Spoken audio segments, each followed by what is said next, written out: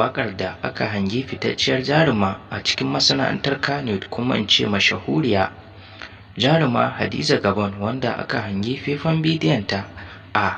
cikin fejinta wanda tana bayyana cewa na kusa aure, kuma ta hau wannan waƙa ne domin ta sanar da 'yan uwa masoyanta akan cewa ta kusa aure bayan gorin aure da ake mata. Duk da ya kasance cewar dai aure lokaci ne, a yanzu da dama daga cikin wasu fitattu a cikin masana'antar ta Kannywood sun samu sun yi auren domin shine dacewarsu. Ita kanta jarumar Hadiza Gabon tana son yin auren, amma kuma har yanzu wanda za ta aura ne ba ta samu ba. Duk da ya kasance wasu daga cikin mutane suna bayyana cewa in dai ba wai mai kuɗi ba su ba sa auren talaka, wanda take bayyana cewa ko da mutum talaka ne in dai zuciyarsa mai kyau ce to za ta iya aurensa, ba wai dole sai mai kuɗi ba.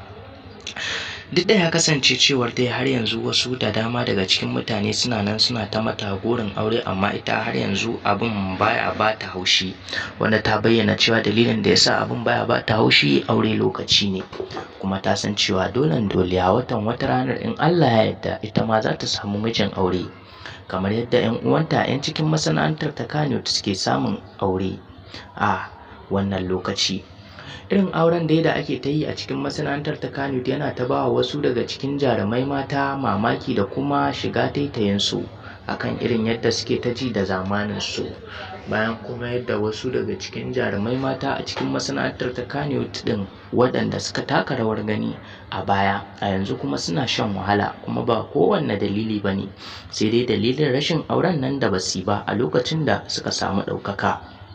Wannan shine cikakken rahoton da muke tafa da shi a cikin wannan tasha. Ka ci gaba da sauraron wannan tasha domin sake samun sabbin shirye-shiryen a duk inda suke a faɗin duniya. Muna godiya.